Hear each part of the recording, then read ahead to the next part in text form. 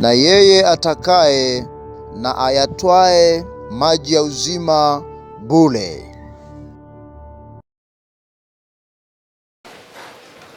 Petro wa kwanza sura ya 2 na ule mstari wa 17. Petro wa kwanza sura ya 2 na mstari wa 17.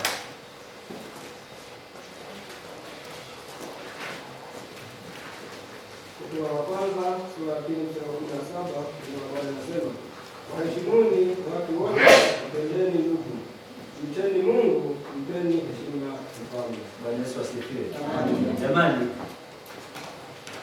huo mwongozo mbaya mzuri.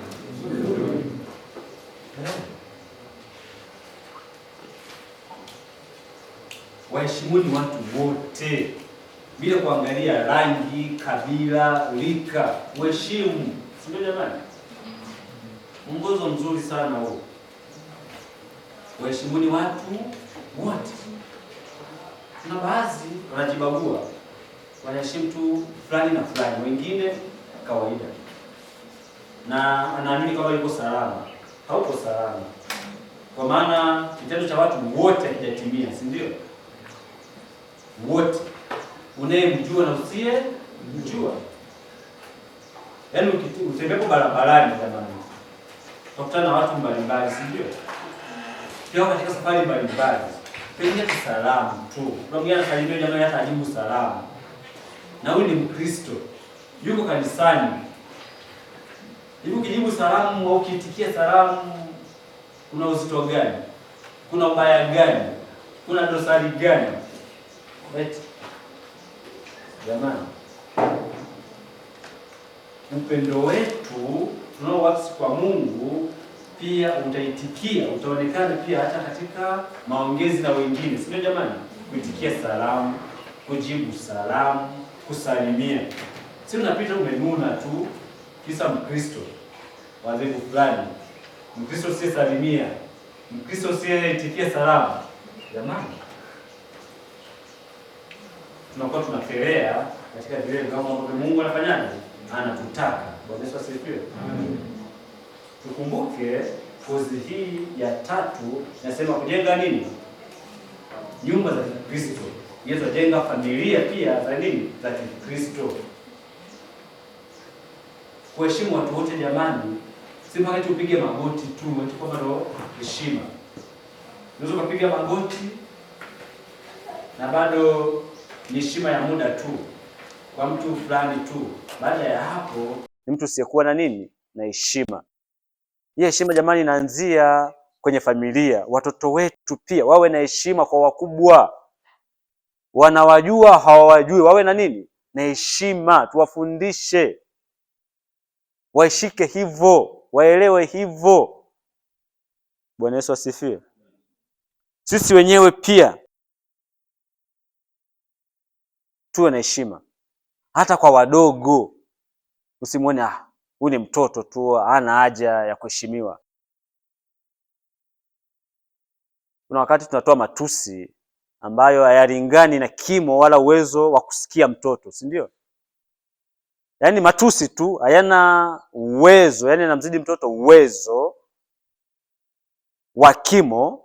Kimo ni ule kwaje kutoka chini kuja juu, si ndio? Na uwezo hata wa kufikiri na kusikia na kuamua, kufanya maamuzi. Tunaporomosha matusi makubwa makubwa tukiamini kwamba tunamrekebisha, tunaamini kwamba sasa huyu hata nielewa hivyo hivyo. Eti ndio heshima zinafuatwa hivyo? Ndio heshima zinatolewa hivyo? Huko ni kumvunjia heshima, kudharau utu wake, kutoona thamani yake. Bwana Yesu asifiwe. Tuheshimu watu wote. Pengine nimemalizia pale, tumpe Mungu, tumche Mungu, tumwendee yeye, tumsikilize yeye. Ndio jamani? Lakini pia tusisahau kumpa heshima nani? Mfalme. Mfalme anaweza, nchi yetu haitawaliwi kifalme, si ndio? pengine hata huko sehemu zingine machifu wale, ni kama ule utawala unakwenda unaisha, lakini pengine tunaweza tukawa tuna viongozi, si ndio jamani, wa serikali zetu ya kijiji, ya mtaa, ya kata, tuwaheshimu. Sio tunakuwa na Mkristo mkaidi, Mkristo mkorofi. Jamani, tumekombolewaje? Tunakuwa tumekombolewa nusu nusu, si ndio? Kumpa heshima si kwamba umemwabudu, umemsujudia, hapana. Tunampa heshima si kwamba atachukua heshima yote hata yetu tunayompatia Mungu, hapana. Ndio maana amesema mcheni Mungu, mpeni heshima nani? Mfalme. Tunaanza na Mungu kwanza, si ndio jamani? Alafu kisha huyu sasa mtawala wetu, huyu kiongozi wetu tunamsikiliza, tunatii maelekezo yake, ila ni yale ambayo tu yanaendana na uchaji wetu, si ndio jamani? Kiongozi akisema kaibe na ukasema amesema neno linasema tumtii, na mimi nikaibe? Hapana, namtii katika wema, si ndio jamani? Bwana Yesu asifiwe sana. Kwa hiyo neno la Mungu jamani, halijapelea kwetu, halijapelea kwenye familia, halijapelea kwenye ndoa, linajitosheleza. Bwana Yesu asifiwe, kwa mazingira yote. Na ukiangalia hapa, pengine utagusa mpaka kwenye jamii. Hawa viongozi wetu wanapatikana kwenye jamii jamani. Tutatambulikana hata kwenye nini? Kwenye jamii tunayoishi au tunayotokea. Bwana Yesu asifiwe. Jambo lingine tena ni kuhusu wazazi, kuwaheshimu baba yako na mama yako. Wengine tunaheshimu watu wote na hatuwaheshimu wazazi. Kuna wanafamilia wengine pengine ni wachache hawa waheshimu wazazi wao.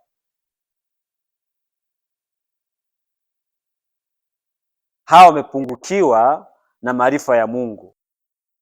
Tukiwa na mwanandoa asiyewaheshimu wazazi, jamani, anakuwa amepungukiwa maarifa ya nani? Ya Mungu. Hebu tuangalie Waefeso sura ya 6 na mstari wa 2. Efeso 6 mstari wa 2 anasema, waheshimu baba yako na mama yako, hii ndiyo amri ya haki. Hii ndiyo amri ya kwanza yenye ahadi. Bwana Yesu asifiwe. Amina. Tumepewa amri na tumepewa nini? Ahadi. Wazazi au wanandoa wawaheshimu wazazi wao, na watoto pia wawaheshimu nani? Wazazi wao. Ni amri, sio ombi. Kwa mwingine kumheshimu mzazi eti mpaka aombwe. Na wewe unamsalimiaga mama yako na wewe naye. Eti jamani.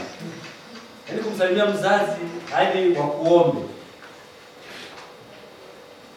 Na wewe mwanandoa kumsalimia mzazi hadi mzazi alete ombi. Sivyo ambavyo Biblia inatuelekeza. Sivyo ambavyo neno la Mungu linatutaka. Bwana Yesu asifiwe. Amen. Tunaona hapa Paulo kwa Efeso anasema vizuri kabisa. Bwana Yesu asifiwe. Tunaona vile ambavyo tunaambiwa ni amri ya kwanza yenye ahadi. Kuna mtu asiyependa ahadi? Ahadi ni nzuri mbaya? Ameahidi nini? Unaweza kuona vile ambavyo Mungu ameahidi kutupatia. Mstari wa 3, tuendelee kidogo hapo. Mstari wa 3, tupate ahadi tulizoahidiwa. Mstari wa 3 anasema, upate heri na kuishi siku nyingi katika dunia. Amina. Bwana Yesu asifiwe. Kumbe tukiwaheshimu wazazi wetu tumewahidiwa ahadi. Ahadi yenyewe jamani, ni kubarikiwa na kuishi siku nyingi. Sasa ukiamua kukataa ahadi, basi utakosa vile tulivyoahidiwa. Bwana Yesu asifiwe. Lakini pia ninaamini ni maisha ambayo yatakuwa yana amani, maisha yenye furaha, sio maisha yenye majuto. Bwana Yesu asifiwe. Mungu aweze kuongezea urefu wa maisha au siku nyingi na bado akakupatia mateso, bali anakupatia amani, furaha pia. Bwana Yesu asifiwe. Na kuridhika. Bwana Yesu asifiwe. Tunaona Hii ni miongozo katika nini? Biblia. Kuwaheshimu, kuwaheshimu, kuwaheshimu, kuwaheshimu. Bwana Yesu asifiwe. Miongozo mingine pia tunayo mingi, tukibaki hapo ukurasa namba 17 inasema, enyi waume wapendeni wake zenu kama Kristo vile alivyolipenda kanisa. Huu ni mwongozo hapo mwanzo kabisa. Huu ni mwongozo, wanaume wapende nini? Wewe mwanaume ukimpenda mke wako na kuna rafiki anasema na yeye fulani tangu ameoa na yeye naye sasa tuseme, wewe unatimiza vile ambavyo Biblia inafanyaje? Inasema. Haujampenda kwa maonyesho, si ndio jamani? Huyu atakuwa na kereka tu na wivu, si ndio jamani? Hapendi kuona mambo mazuri yakitokea. Kwa tuna mambo mengi ambayo tunaona miongozo iko mingi inayotuonyesha. Lakini pia tunaona mwongozo mwingine, Mungu anataka kuona upendo huo ukitawala katika familia zetu, kwa maana unapompenda upendo ule utaongezeka. Ile heshima itafanyaje? Itaongezeka. Bwana Yesu asifiwe. Na pia utamcha Mungu vizuri. Bwana Yesu asifiwe sana. Na pia utaona, yani kuna mambo mengi tu yatachipuka na yataonekana kwa wengine. Kuna jambo moja tulione hapa.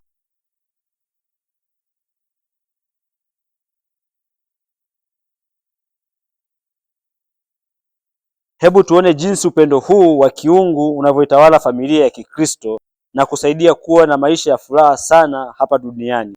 Ikiwa sisi waume twawapenda wake zetu kama Kristo alivyolipenda kanisa, hatutakuwa na uchungu dhidi yao. Hatutakuwa na nini? Na uchungu. Hatutakuwa na magomvi dhidi yao. Hatutakuwa na manunguniko. Hatutakuwa na lawama dhidi yao. Bwana Yesu asifiwe. Kwa tuone hapo kupitia au kutoka kitabu cha Wakolosai sura ya 3 na mstari wa 19. Wakolosai sura ya 3 na huo mstari wa 19. Mtu yeyote ambaye amefika. Wakolosai sura ya 3 mstari wa 19 nasema, ninyi waume wapendeni wake zenu, msiwe na uchungu nao. Amina. Bwana Yesu asifiwe. Huo ni mwongozo wa nini jamani? Wa Biblia. Tuko pale pale kwenye mwongozo. Kumbe kumpenda. Hawajasema tumtamani. Wanasema tufanyeje? Tumpende. Na tutaona uchungu. Kwa maana uchungu hautakuwepo pale tunapowapenda nini? Wake zetu. Bwana Yesu asifiwe sana. Na tunaingia ndani ya upendo huu kwa sababu ya kuendeleza wema huu maishani mwetu, hata kufurahia matokeo yake katika nyumba zetu. Si ndio jamani? Kwa maana uchungu haupo, umeondoka, haupo kabisa. Kinachobakia pale katika hii familia ni furaha peke yake. Si ndio jamani? Kingine kinachopatikana tena katika hii familia ni amani. Kuna familia nyingi jamani zimekosa amani. Zimekosa furaha. Baba akija ni kama vile paka kaona mbwa. Kuna mbwa mkali, afu paka akisikia tu hata ile milio ya kubweka, unaona tu. Waswahili wanasema mtu analaza, si ndio? Kwa maana anajua ufalme wangu sio huu. Huyu aliyekuja kidogo ni mkali. Na pengine pia jamani, wababa tupunguze ukali. Tuwapende wake zetu. Mke apendwi kwa ukali, si ndio jamani? Kuwa ukali si kwamba ndio tunaboresha au tunatengeneza familia. Kuna misingi, iwekwe misingi, si ndio jamani? Ukifika tu kama tena imetokea baba ndo ana bodaboda kabisa, na wamama wanajua miungurumo ya bodaboda, si ndio? Akisikia tu anajua fulani kaja. Na pengine wamama wamekuwa watu wa ajabu sana kidogo. Wanabatiza wanaume majina. Utasikia tu fulani kaja. Utasikia Gaidi, utasikia Osama, utasikia nani? Kaja. Kwa sababu tu kuna kiashirio, na kweli ukifika ni pengine unapoteza furaha iliyokuwepo wakati kabla hujaja, pengine amani inatoweka kisa tu baba kaja. Naamini huo sio mwongozo mzuri wa Biblia. Bwana Yesu asifiwe. Kwa hiyo lazima turejee katika miongozo sahihi ya Biblia. Tuende kipengele kinachofuata chini kidogo, ukurasa namba 18. Hiyo tuheshimiane, nafikiri tulisema mwanzo pia. Kwa hiyo tuangalie tufanye mambo yote katika uzuri na utaratibu. Pale nyumbani mambo yote katika familia yafanyike kwa uzuri na utaratibu. Mambo yote yanayohusu familia yafanyike kwa uzuri na utaratibu. Kila familia inatakiwa kuweka utaratibu mzuri utakaofuatwa na watu wote walioko ndani ya nini? Ya familia. Bwana Yesu asifiwe. Mfano, baba wa familia ndiye kichwa cha familia. Anachukua uongozi kwa uzito wa kujali mahitaji ya kiroho na kimwili ya familia yake. Bwana Yesu asifiwe. Baba ni kichwa cha familia. Kwa kuwa ni kichwa, basi aandae utaratibu mzuri pale nyumbani utakaofuatwa na wote. Yaani utaratibu mzuri utakaofuatwa na nani? Na wote walio katika hiyo familia. Bwana Yesu asifiwe. Asiweke utaratibu ambao utakuwa mgumu kwa wengine. Kuna baadhi ya familia zingine wanaweka utaratibu kandamizi. Yaani hata namna unajitahidi, ile familia inajitahidi kufuata utaratibu vizuri lakini inashindikana. Kana kwamba utaratibu si mzuri. Kabla ya kuweka, nafikiri kama masomo yaliyopita au yaliyotangulia, unaweza kukaa na kushauriana, je, hili litafaa? Hili halifai? Unachambua kwanza. Na mnaamua kwa pamoja. Na mnakubaliana kutumia utaratibu fulani ambao utafuatwa na kila mmoja wetu pale nyumbani, si ndio? Si baba anaweka utaratibu afu yeye anakuwa wa kwanza kuvunja nini? Utaratibu. Kama umeweka msingi wa utaratibu, pia wewe mwenyewe ufuate, si ndio jamani? Ila kwa uzuri. Pia baba anachukua uongozi pale nyumbani. Baba ndio kiongozi. Kwa hiyo hata wamama mkubali kuongozwa na baba wa familia. Bwana Yesu asifiwe. Pia mama uwe tayari kufuata utaratibu uliowekwa kwenye hiyo familia. Bwana Yesu asifiwe. Na watoto pia wafuate utaratibu uliowekwa na baba wa familia. Lakini pia baba ndiye mlezi wa kiroho wa hiyo familia, pia kimwili. Bwana Yesu asifiwe. Yeye ndiye anatakiwa ajue familia yake inaimarikaje kiroho na kimwili pia. Hapa kidogo kuna tofauti. Tumeona kwa sasa wanawake wengi ndio walezi wa kiroho. Bwana Yesu asifiwe. Baba yeye mtoto aende kanisani asiende kwake sio shida. Na huyo ni baba Mkristo sasa. Ni baba anemcha Mungu. Huyo baba hajui kama pale nyumbani usiku ibada ipo au haipo. Hataki kuelewa nani anasimamia ibada hii, hataki kujua kabisa. Mfanye ibada msifanye, kwake si shida. Jamani, huu si utaratibu mzuri, si ndio? Baba anatakiwa asimamie malezi ya kiroho pale nyumbani, si ndio? Na kimwili pia. Kwa kama kuna baba afanye hivyo, basi ujue kwamba kuna eneo anapelea, atimizi wajibu wake kikamilifu. Bwana Yesu asifiwe. Lakini yeye huyu baba anatakiwa ajitoe kabisa kushughulikia mahitaji ya familia nzima. Mahitaji ya familia. Kushughulikia mahitaji ya mke wake na kushughulikia mahitaji ya watoto. Bwana Yesu asifiwe. Kwa hiyo mama anapokuwa na uhitaji au anapokuwa na mahitaji, anapaswa amweleze nani? Mume wake, si ndio? Na mume wake anapaswa ayashughulikie. Lakini kidogo sasa hivi imekuwa changamoto. Mama sawa, anaweza akaeleza mahitaji yake kwa mume wake, mume akapuuzia, asione umuhimu wa kufanyaje, wa kushughulikia. Sawa, kuna wakati kweli kipato hakitoshi kutekeleza yale, si ndio jamani? Lakini ukirudi katika ile misingi katika somo lililopita ya kushauriana juu ya hicho anachohitaji, si ndio? Kama likihitaji wiki hii, mwambie basi kulingana na mapato yangu, vile anavyosumbua, vile anavyokwama, labda tuangalie mwezi ujao, si ndio? Nijitahidi nifanikishe jambo hili pia. Inawezekana kuongea hivyo pia, lakini wababa wengi, wake zetu wanajijua, wanajihangaikia, wanajiwezesha. Bwana Yesu asifiwe. Lakini si vizuri hivyo. Basi hebu tuone kutoka Wakorintho wa kwanza sura ya 10 mstari wa 24. Wakorintho wa kwanza sura ya 10 mstari wa 24. Mutu asifuate faida yake mwenyewe, bali ya mwenzake.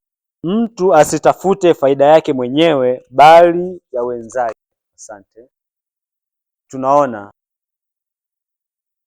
kwenye familia, si ndio jamani? Baba asitafute faida yake mwenyewe, bali ya wenzake, si ndio? Na mama vile vile pia, kama kuna jambo anachofanya afanye kwa ajili ya wengine jamani, si ndio? Asijinufaishe yeye peke yake. Kwa mfano, wababa wengi pengine tunakuwa na pesa za ziada, si ndio? Tunapotoka kwenda kutembea huwa tunajipendelea zaidi, si ndio? Tunatafuna vitu vingi zaidi, tunakunywa soda nyingi zaidi kuliko wenzi wetu, si ndio jamani? Sasa hivi kuna mtindo mwingine umekuja wa kunywa nini? Energy, si ndio? Baba, ukikaa karibu na duka, ndani ya nusu saa una energy 2, una soda, una maji, una nini, una mshikaki na vitu vingine, karanga na kadhalika, na ndizi na kadhalika, si ndio? Lakini ujue umetafuta faida yako wewe mwenyewe, umependa ujifaidie wewe mwenyewe. Je, wengine? Je, hawapendi kunywa soda? Je, hawataki kunywa hizo energy unazokunywa wewe? Je, hawataki kula hiyo mishikaki? Bwana Yesu asifiwe. Lakini tusitafute faida zetu, wewe utakuwa ni ubinafsi. Tutafute faida kwa ajili ya wengine. Hii iko wazi. Hata baba pale unavyotafuta kipato, pia unatafuta kwa ajili ya wengine jamani, si ndio? Hii ieleweke mapema. Pengine unaanza familia mkiwa wawili, si ndio? Baadaye pengine kabla hata ya kupata mtoto, pengine utakaa na ndugu hapa, si ndio? Semeongezeka. Je, huyu ndugu hatapata mahitaji pale nyumbani? Atapata. Baadaye inakuja familia, baadaye tena ndugu, baadaye na mwingine. Bado kanisa pia linakuhitaji, si ndio jamani? Kutoa mchango kanisani, si ndio? Kuwezesha jambo fulani, si ndio? Lakini pia bado jamii sinakutaka jamani. Ninachofanya mimi si kwa manufaa yangu tu, pia na wengine. Bwana Yesu asifiwe. Lakini haya yote yafanyike kwa uzuri na nini? Na utaratibu. Bwana Yesu asifiwe sana. Tunaambia mtu asitafute faida yake mwenyewe, bali ya wenzake. Kwa maana hapa pia tutawajali na kadhalika pia. Basi tuangalie tena pia Wafilipi sura ya 2 mstari wa 4. Neno la Mungu linasema, kila mtu asiangalie mambo yake mwenyewe, bali kila mtu aangalie mambo ya wengine. Amina. Bwana Yesu asifiwe. Tunaona bado ni mwongozo wa Biblia jamani, si ndio? Tuangalie na ya wengine pia, si kufanya kwa ajili yetu tu peke yetu. Bwana Yesu asifiwe sana. baba anaongoza familia, mama anatunza familia. Jamani, si utaratibu unaeleweka vizuri kabisa, si ndio? Tuufuate kwa uzuri na tutimize kama kweli tunafanya hivyo. Utaratibu mzuri uliowekwa nyumbani huanza kwa wakati wa kula, kulala, kuamka, kujali ibada ya familia pamoja na kuzingatia maelekezo au kufanya kazi mbalimbali. Bwana Yesu asifiwe. Kwa pia hii familia pamoja na utaratibu mzuri kuwekwa, pia kuna utaratibu mwingine wa kula. Jamani, nafikiri kwenye familia zetu tunafahamu familia fulani tunakula saa 7, si ndio? Tujue basi wakati wa saa 7 utakapofika watu wote tuwepo kwa ajili ya kupata nini? Chakula. Kama hakuna udhuru au sababu nyingine ambayo itapelekea mmoja wetu asiwepo nyumbani, si ndio? Swala la kuamka, kama tukiweka utaratibu mzuri, basi saa 1 kamili tuamke, tuwe tumeamka. Kama wakwenda shule anaamka saa 12, amke, si kwamba alale mpaka saa 4, si ndio? Huo si utaratibu mzuri. Hata kama uendi shule, uko tu pale nyumbani, unaamka saa 4, saa 5, saa 6, si utaratibu mzuri. Lazima tujali muda wa kuamka kulingana na ratiba au mpangilio pale nyumbani jinsi ulivyowekwa. Pia tukizingatia maelekezo ambayo yamewekwa na hawa wanandoa au wasimamizi wa hii familia na kufanya kazi mbalimbali. Jambo lingine ambalo pengine wengi hawafanyi ni kazi mbalimbali. Unakuta kuna kijana pale, wengine wanaenda shambani, yeye anaenda kushinda kijiweni. Hataki kulima, hataki kufanya kazi, hataki kulisha mfugo, hataki kutafuta majani ya mfugo. Anataka wazazi ndio wafanye yote. Hapana. Bwana Yesu asifiwe. Kwa lazima tuweke mipangilio na hao wengine wafanye kazi mbalimbali zinazowahusu. Bwana Yesu asifiwe. Kwa hiyo hii itatusaidia sana. Sawa jamani? Twende kipengele kingine hapo. Nidhamu na mafundisho. Rudi kidogo ukurasa namba 20, alafu kisha tutamalizia tu hapo hapo.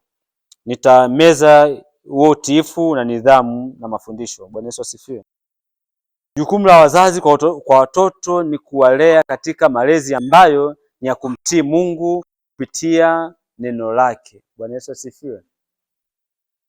Tuwafundishe watoto malezi mazuri ambayo ni ya kumtii Mungu kupitia neno lake. Bwana Yesu asifiwe. Malezi mazuri, malezi mazuri. Malezi yanaambatana pamoja na utii, watakuwa watiifu kwa wengine, si ndio jamani? Watoto watakuwa ambao si watukanaji. Wengine utakutana na watoto fulani hivi wana matusi kuliko hata wazazi wao jamani, si ndio? Tuwafundishe maadili mazuri, kuwaheshimu watu wote, si ndio jamani? Tuwafundishe hata watoto kusalimia wakubwa, si ndio jamani? Unaweza ukaenda kwenye familia fulani watoto wanajitambua lakini hawawezi kusalimia, kutoa salamu. Kwa hiyo tuwafundishe na tuwaelekeze vizuri. Pia wawe na kauli nzuri. Sawa jamani? Tukumbuke tunajenga nyumba za nini? Za Kikristo. Pia tunajenga nini? Familia za nini? Za Kikristo. Kwa hiyo eneo la malezi pia limekuwa changamoto kwa familia nyingi. Pengine wazazi wamesahau jukumu lao au wameacha kabisa. Watoto wanajilea. Ndio maana utakuta watoto wana tabia ambazo si nzuri. Tuangalie jambo moja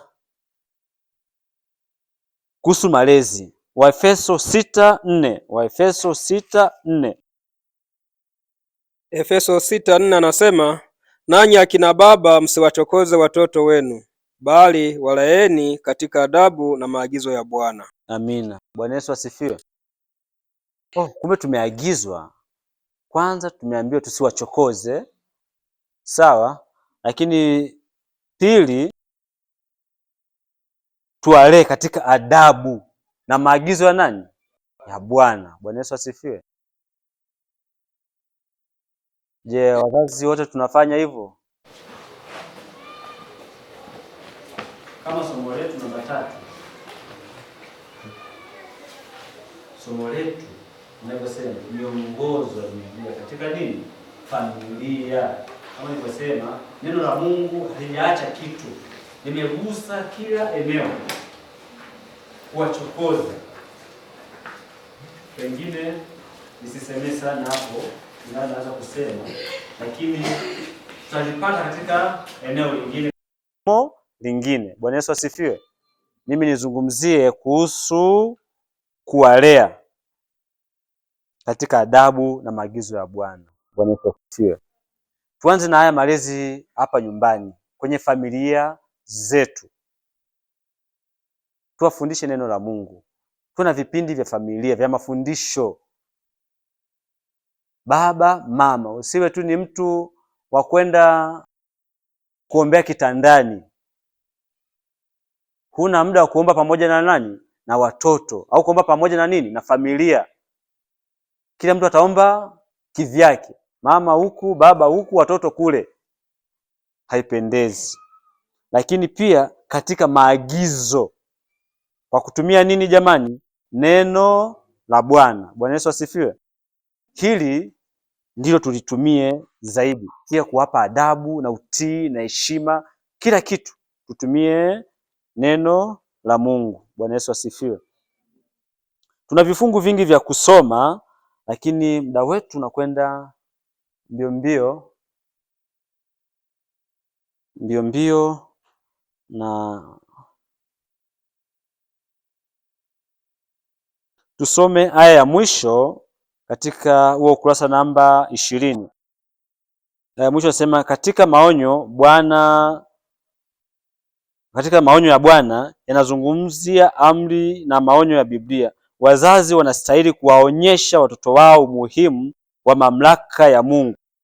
Wanastahili kuwaadhibu katika njia itakayowasaidia baadaye kujinyenyekeza kwa Mungu na kumtii. Bwana Yesu asifiwe. Kwa hiyo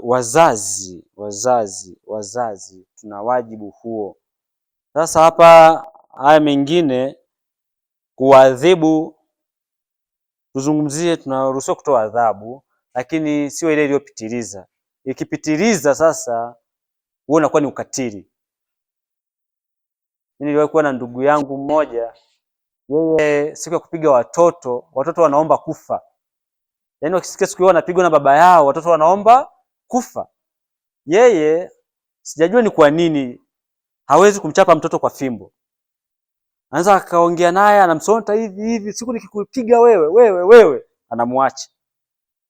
Ila siku akimpiga, anamshika hivi, mashavu na masikio anayashika hivi, anamuinua afa anamgonga ukutani. Je, ndo kuadhibu huko? Ndo kumfundisha adabu huko? Ndo kumuonya huko?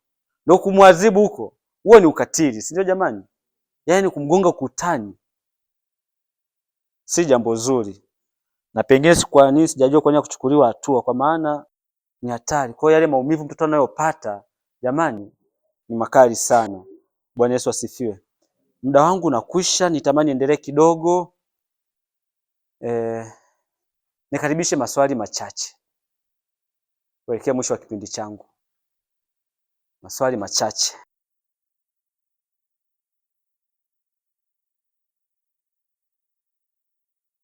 Karibu. Au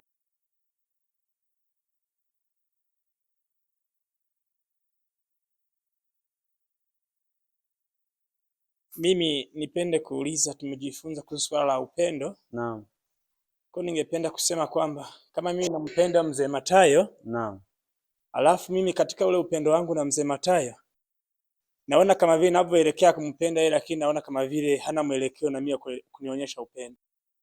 Sasa kama ingekuwa ni wewe unampenda mtu, naonyesha kweli kama yeye ni rafiki yako, alafu na ule upendo hawezi kuonyesha kama na yeye kweli ana upendo kutoka moyoni. Kama ni wewe unaweza kufanyaje juu ya hilo? Bwana Yesu asifiwe. Kwa maana haonyeshi ushirikiano wa upendo wako, hajibu upendo. Kwa maana wewe unatoa upendo, yeye hajibu upendo. Bwana Yesu asifiwe. Naamini Mungu hajasema Asipoonyesha ushirikiano tumuache.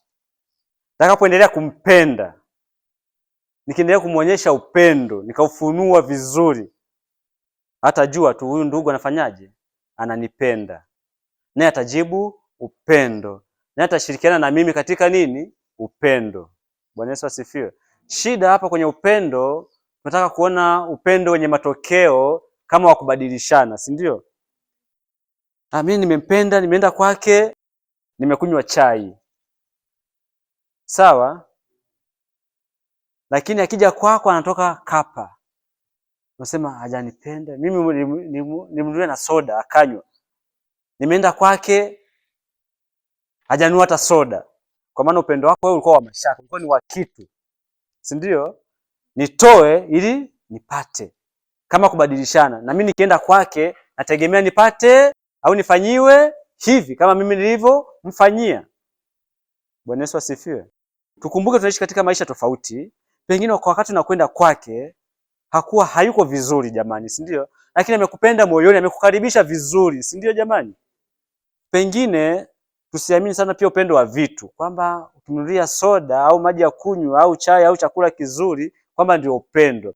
Anaweza kaandaa vile, lakini moyoni anabaki na manunguniko, si ndio? Anabaki anajilaumu. Limekuja na lenyewe nalo aliangalia hali za watu. Jamani, huo si upendo, si ndio? Upendo unafurahia. Sawa? Upendo unabariki. Hata kuja kwako tu unabarikiwa. Si ndio jamani? Na unatoa kwa moyo, unajiachilia. Ukiwa na neema hiyo, ni sawa. Lakini hata kama pia basi umeenda kwenye familia fulani, umeitembelea, ukukirimiwa kwa kitu, wewe amini umepokelewa kwa nini? Kwa upendo. Tuondoe ile dhana ya kubadilishana kitu kwa kitu. Nimetoa hiki nipate hiki, au nitegemea nipate au nifanyiwe kitu hiki na kile. Bwana Yesu asifiwe. Labda kuna mwalimu wa kuongezea hapo kidogo? Karibu Mchungaji Korosi. Yote ile. Naam. Biblia inasema kwamba upendo huvumilia. Upendo hauoni uchungu. Ndio.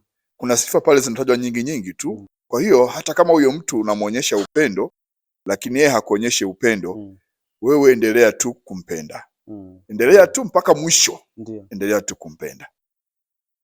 Na hatimaye naye atakupenda. Bwana Yesu asifiwe. Amina. Karibu kaka Timo. Bwana asifiwe. Amen. Kwa leo kwenye kipindi nitakachofundisha nimeshaandaa kwamba tutakuwa tunajifunza hilo sana. Kwa hiyo uwe makini sana, tutafafanua sana. Ile kwa kifupi, katika Waefeso sura ya 5 inasema tunapaswa kumpenda wake zetu kama Kristo alivyolipenda kanisa. Kwa hiyo mimi kama mume napaswa kujihoji, je, mimi nimekamilisha upendo kama Yesu alivyofanya? Nitajibu bado. Si ndio? Alafu alipenda wakati walimkataa. Wakati hawakupokea ule upendo, alienda hadi msalabani. Je, mimi nimeenda msalabani kwa ajili ya mke wangu? Jibu ni bado, kwa kifupi.